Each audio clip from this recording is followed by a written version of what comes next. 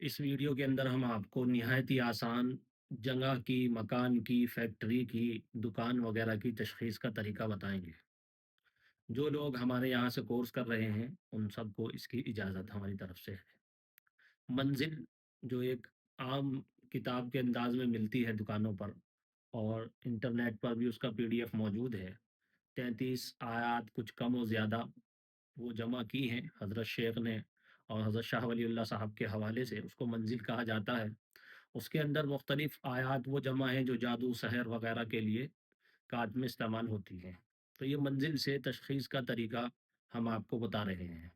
جگہ کی کرنا کیا ہے کہ ایک کپڑا لے لینا ہے، کاٹن کا سوتی کپڑا، تقریباً 1 میٹر لمبا، پھر اس کو 2 انچ 3 انچ پٹی میں کاٹ لینا ہے۔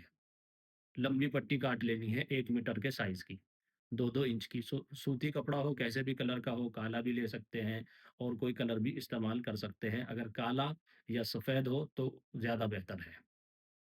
اب 2 2 3 3 انچ کی تقریباً پٹی ہے، اس کی کاٹ لینی ہے۔ جس جگہ کی تشخیص کرنا مطلوب ہے، آپ یہ دیکھیں گے اس جگہ میں کتنے کونوں والے حصے بنے ہوئے ہیں۔ مثال کے طور پر کمرے، اگر کسی جگہ میں 3 کمرے بنے ہوئے ہیں تو 3 پٹیے 3 کمروں کے لیے ہو گئی۔ پھر 2 باتھ روم ہیں تو 2 پٹیے 2 باتھ روم کے لیے ہو گئی، 5 ہو گئی۔ اور ایک لوبی ہے جسے صحن ہم عام طور سے کہتے ہیں، 1 پٹی صحن کے لیے ہو گئی، یہ 6 ہو گئی۔ اور گیریج بھی اگر بنا ہوا ہے تو پھر گیریج کی بھی لیں۔ نتیجہ تن جتنی جگہیں بنی ہوئی ہیں گھر کے اندر، کچن کی بھی 1 پٹی لی جائے گی۔ اس طریقے سے اگر چھوٹا اسٹور ہے تو وہاں کی بھی 1 پٹی الگ سے کاٹی جائے گی۔ اب پورے مکان کی اگر تشخیص مطلوب ہے تو پورے مکان میں اس طریقے سے گن لیا جائے گا، کتنے کمرے ہیں، کتنے باتھ روم ہیں، اور کتنے اسٹور ہیں، اور کتنے کچن ہیں۔ پھر ایک آخر میں اوپر جو پلین چھت ہوتی ہے اس کی لی جائے گی۔ اس طریقے سے ٹوٹل پٹیے ہر ایک کے اعتبار سے لے لی جائے۔ کسی مکان میں 9 آئیں گی، کسی میں 8، کسی میں 7، مختلف وہاں کی تعمیر کے اعتبار سے یہ پٹیاں ہو جائیں گی۔ کرنا کیا ہے، اب ان پٹی کو سب سے پہلے ناپ لینا ہے۔ وہ ناپ کے 1 میٹر آپ نے کپڑا کاٹا ہے اور اس کو نشان لگا لینا ہے کسی چیز پر۔ مثال کے طور پر یہاں ٹیبل رکھی ہے تو اس کا ایک سرا ادھر اور دوسرا سرا ادھر کر کے ناپ لینا ہے اور ایک نشان لگا لینا ہے۔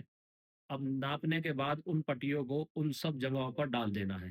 اگر کمرہ ہے تو کمرے کے اندر کونوں کے حصوں میں اس پٹی کو ملنا ہے رات میں، اور ملنے کے بعد اس کو چاروں کونوں میں ملنے کے بعد کمرے کے بیچ میں چھوڑ دینا ہے۔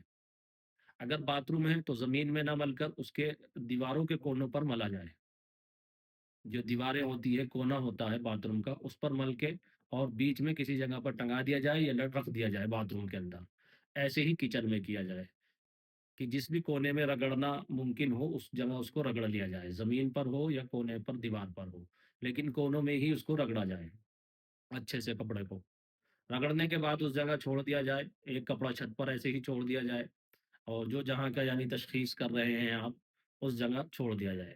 اس تشخیص میں ایک خاص بات اچھی یہ ہوتی ہے کہ اگر مکان کے کسی خاص حصے میں اثر ٹھہرا ہوا ہوتا ہے تو اس کا بھی پتہ لگ جاتا ہے کہ کون سے حصے میں مکان کے اثر ہے۔ اب صبح جب ہو جائے تو صبح میں بھی اس کپڑے کو اسی طرح رگڑیں، اور پھر رگڑنے کے بعد ان سب کو جمع کر لیں۔ اپنی یاد رکھنے کے لیے آپ اس کپڑے پر جو جس کمرے کا تھا اس کو لکھ سکتے ہیں، کمرہ نمبر 1 کا کپڑا یہ ہے، کمرہ نمبر 2 کا یہ ہے، یہ باتھ روم کا ہے۔ پھر ان سب کو جمع کر لیا جائے اپنے سامنے، اور سامنے جمع کرنے کے بعد یہ کیا جائے کہ پوری منزل پڑھنے کے بعد اس پر دم کیا جائے۔ یہ یاد رہے کہ جو جس کے منزل معمول میں ہے، صبح شام پڑھتا ہے، یا پھر صبح میں شام میں اور رات میں پڑھتا ہے، یا جس نے منزل کی زکوٰۃ ادا کی ہوئی ہے، تو اس کی تشخیص زیادہ اثردار رہتی ہے بنسبت اس کی جس کا کوئی پہلے سے منزل سے واسطہ ہی نہیں ہے۔ تو اسی لیے عامل حضرات سے تشخیص کرائیں، خود سے بھی اس کو کر سکتے ہیں اگر معمول میں آپ کے یہ ہے اور نماز روزے کی پابندی زندگی کے اندر ہے تو تشخیص زیادہ اچھی ہوتی ہے، اس کا اثر بڑا ہوا آتا ہے۔ تو بہرحال اب ان سارے کپڑوں کے اوپر جو آپ نے کاٹے تھے، ایک مرتبہ منزل پڑھ لی۔ منزل پڑھنے کے بعد اب اس کپڑے کو ہم ناپیں گے اس نشان سے جو ہم نے لگایا تھا۔ اگر نشان گھٹ رہا ہے، نشان سے کوئی کتر کوئی کپڑا جو آپ نے کاٹا ہے وہ گھٹ رہا ہے، تو وہاں جادو کا اثر ہے، اور اگر بڑھ رہا ہے تو وہاں جنات کا اثر ہے۔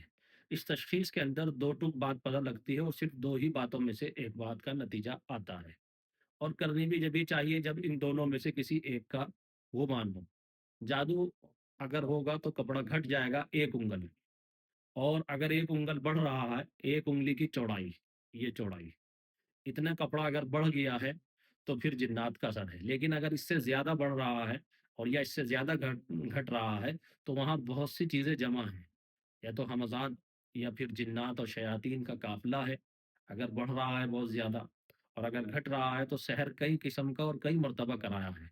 लेकिन अगर 1 उँगल घटा है सिर्फ़, तो जादू कराया गया है और 1 ही मर्तबा जादू कराया गया है। लेकिन अगर 1 उँगल से ज़्यादा घट जाए किसी हिस्से का, तो फिर वो उसमें ज़्यादा मर्तबा शुमार किया जाएगा। ऐसा भी होता है कि जादू जब कराया जाता है किसी जगह पर, असर तो उसका पूरे मकान में होता है, लेकिन उसका क़याम और ठहराव किसी एक जगह पर होता है। ऐसे ही जिन्नातों का मामला होता है। अगर किसी मकान में जिन्नात होते हैं, तो वो फिरते तो सारे मकान के अंदर हैं, लेकिन वो ठहरते और क़याम एक जगह पर करते हैं किसी। इससे पता लगेगा कि किस जगह पर उनका ठहराव और क़याम है। पूरे मकान में यानी अगर वो फिर रहे हैं, लेकिन जिस कमरे में ख़ास तौर से ज़्यादा असर आ रहा होगा और जिस हिस्से में ज़्यादा असर आ रहा होगा, तो वहाँ की तशख़ीस में वो ऊपर-नीचे आ जाएगा। फिर उसके इलाज की तरतीब जो हुआ करती है, किसी माहिर आमिल से उसको कराया जाए। खुद से जो है मुआलिज ना बना जाए, नहीं तो उल्टा कभी-कभी पड़ जाता है। और तशख़ीस भी खुद से ज़्यादा नहीं करनी चाहिए। बाज़ मर्तबा लोग तशख़ीस का तरीका सीखते हैं और खुद बार-बार तशख़ीस करते रहते हैं।